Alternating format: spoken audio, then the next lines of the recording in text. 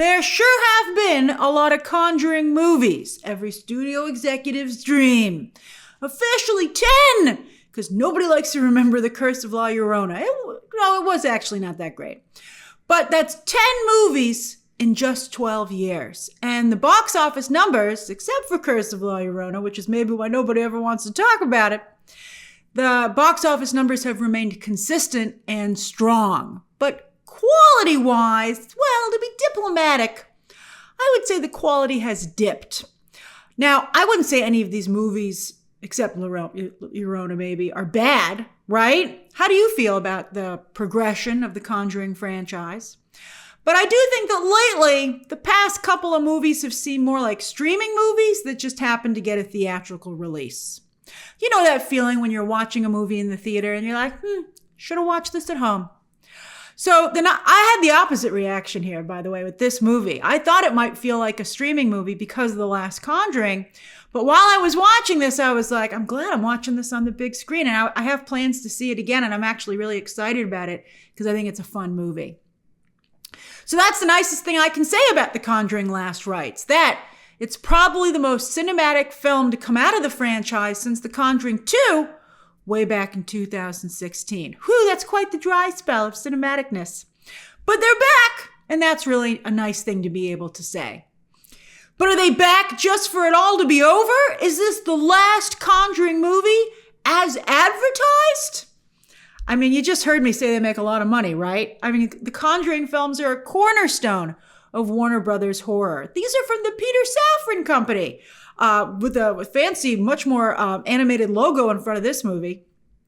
But that's what TSC stands for, the Safran Company. And he, of course, has moved on to DC, but his company is still producing these.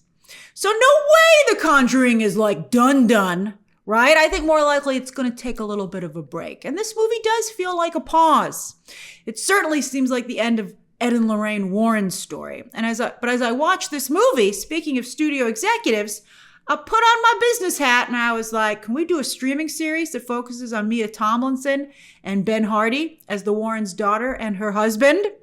I mean, the movie definitely sets them up kind of as like an Ed and Lorraine Jr. They definitely feel like they have the same vibe as well as a couple. But they don't have the star power for supporting a movie franchise unless the people who are getting terrorized they have to help are big stars. But that sounds like a streaming series, right? And I think they'd be actually very well utilized there. I can't believe Tony still married Judy after everything that happens in this movie. Well, I was watching the third act of the film, which is absolutely nuts. I even thought to myself, no way he marries into this family after this. But he did. So what a keeper. But Warner Brothers, I think the real problem, and one of the reasons they might have to take a break, is comedian Matt Rife. Did you hear this news story? This is nuts. So controversial comedian Matt Rife has made a bit of cash and he's decided to invest it. So he and a YouTuber who somehow is not Mr. Beast have actually purchased the Warren Home and Museum and are now not only the legal guardians of all those haunted objects, but plan to, you can see where this is going, but plan to open the house and the museum to the public and offer sleepovers. Oh my God. Because there is nobody I trust to handle items that have demonic possession like Matt Rife. Like, I would see him intentionally opening, forget like remembering not to open it. I bet he turns on his camera, he and that YouTuber, and see if Annabelle, by opening that case, maybe something does happen. I mean, I'm genuinely actually nervous about it. Rife and his partner have a deal for the Warrens estate through 2030. That's not too long. So Warner Brothers will either take a break from the Conjuring franchise for one or maybe two reasons. I'm curious what your thoughts are. I think the timing is no coincidence. So A, they'd have to maybe pay Matt Rife because he technically owns the subject matter of the movies now. And they had a deal. I don't know who the Warner Brothers deal is with, or James Wan's, I guess, more specifically. And then also, even if they can, even if it's not an issue where they would owe him any money, they would technically be producing a business venture that now they have nothing to do with. And also, by the way, I guess that is a little bit of a liability because they would be promoting an experience that they can't control. So that's really tricky. And then also, B, they might be like, hey, let's wait and see if something crazy happens during these 5 years. And then maybe we could make a movie about how a dumb comedian and a YouTuber bought the Warren home and museum and crazy stuff happened. I mean, it sounds like something that Hollywood would drum up or dream up and we'd all say it was so stupid. But in this case, it would be an actual true story. But not only would I never go, although I have to say they invited us to go here for, I think it was like The Nun or something, one of the earlier Conjuring franchise movies. They invited the press to the Warrens and I was like, no thanks. So I don't want to attend that museum then or now that it's run by two social media influencers. But just as someone who's out in the world, I don't love that these objects that are supposed to be guarded are now guarded by two social media influencers. Is it carelessness and just greed? You know, like how did this deal happen? It makes you feel like maybe some of the critics of the Warrens were right, that they were just the earlier version of Matt Rife and this YouTuber, right? That they were pre-internet social media influencers, so to speak. That could be the case. In this film, as the Smurl family attracted more and more media coverage, which is portrayed in a really amazing montage, it made me wonder if that's what in real life truly drew the Warrens to their haunting, who are supposed to be supposedly retired. Like they're like, that's a lot of press. How are we not part of such a big paranormal story? And then also, are they upset that the new Ghostbusters film, because this movie takes place just a couple of years after Ghostbusters came out, are they upset, as they are in the film, that it's trivializing hauntings? Or perhaps would they be more upset that the movie was overshadowing them in the space? I think bringing in Ghostbusters was brilliant. And I think this is a very clever movie with big and small elements like that. I mean, that just gives you an idea of how clever I think this movie is. But this is a movie, and the Hollywood version of the Warrens have a lot more integrity. So yeah, I've enjoyed almost all of the Conjuring films to a degree. But I do think that Patrick Wilson and Vera Farmiga have very much been the heart of this franchise and what makes it special and sets it apart. That and the fact that they have objects. And isn't that interesting that what's how the spin-offs work? They focus on an object. Oh, I just realized that that's the formula for the franchise. That's very good. But, you know, with Ed and Lorraine Warren here, you see their love of each other and for fighting evil. It's palpable. Now, speaking of religion, all exorcism movies are religious by their nature. And this one is no exception. And while I think that's very admirable, religion brings people great comfort, I do think that this film, in some cases, borders on evangelizing, which I didn't love. Because I think it does it in an irresponsible, cruel way. So let me explain. Again, I think the religious aspects of the film are nice, but I think it crossed the line a couple of scenes here. Like, prayer is very important to people, but sometimes prayers do go unanswered. And in this movie, I thought, especially in the opening sequence, they seem to imply that that only happens if you aren't religious enough. If you're religious enough, your prayers will be answered. And if they're not answered, it's because you weren't religious, you did something wrong. And I think that's a really horrible position to take. Now, the Warrens, as I said, in real life, not as great as their movie counterparts. And they truly believe that if you were haunted by demons, it's because you were doing something wrong in the religion department. You weren't religious enough. And so, yes, I can understand wanting to reflect their actual position, but I don't think that means the movie itself needs to reflect that position. I just think it's mean and cruel and irresponsible. So in this movie, though, the Warrens also are dealing with their age catching up with them. Ed Warren, for instance, is having serious heart issues. And even though Patrick Wilson looks fantastic still, it is true that you can look great, but you can have serious health issues, particularly if you're not eating right or not exercising enough.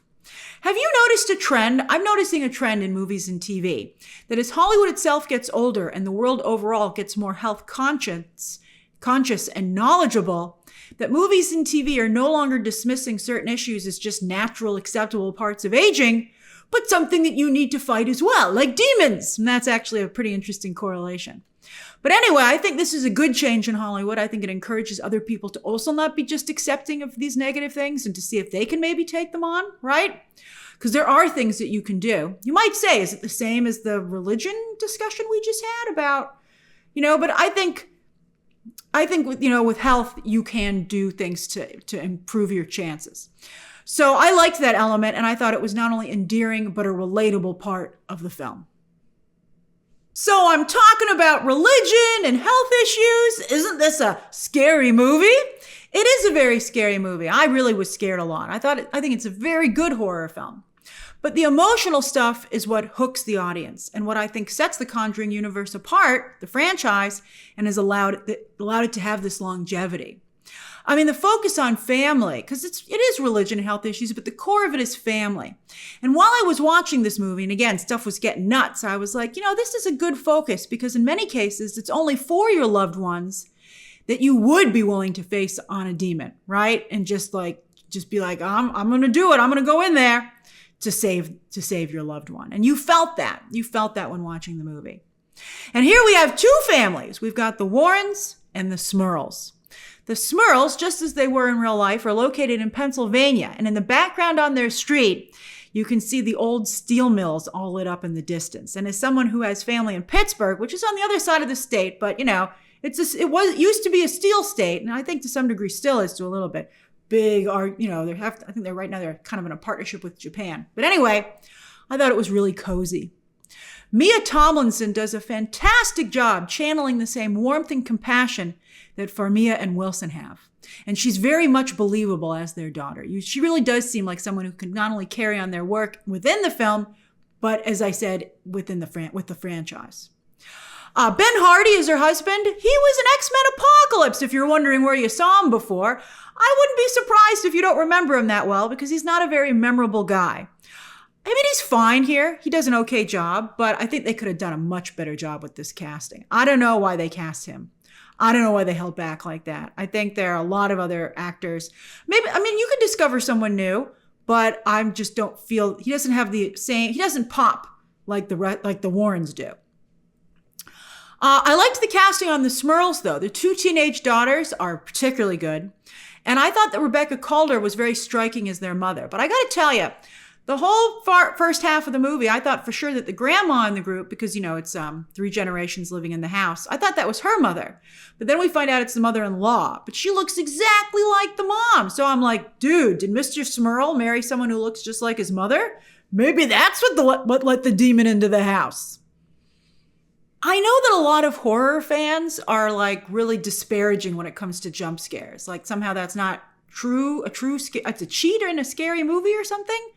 I don't know how you could have a scary movie without jump scares. Isn't that the whole point, to make you really scared about what you might see on screen? I guess you could just horrify someone, but I don't know how fun that is. I thought this was a fun, scary movie. It was very scary. The third act, as I said, is nuts, with lots of not only great scares, but really cool elements that multiple times made me think to myself, wow, what a great creative choice. There was one moment in particular where I just really did genuinely say that to myself.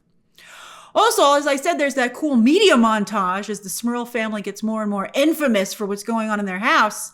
And that was just really well done. Like when that kicked in, I was like, wow, this movie might be cooking. And the score helped out a lot with these sequences. It was really good at ramping up the energy. It was like, brr, brr, brr, brr, and you're like, oh, something cool is going to happen. And thankfully, something cool did happen. It wasn't an empty promise. I'm a pretty big wimp when it comes to horror movies, as many of you know. And this one, as I said, I thought was very scary. I missed a good 25% of the film hiding my eyes, looking away. I think at some points I just straight up covered my eyes. I was like, it's too scary. I knew I was going to see it again. So I was like, I'll see what happens in this sequence the next time I see it. Also, though, it's not just jump scares. To answer my own question, I guess, what else this movie has going for it as a horror movie is atmosphere.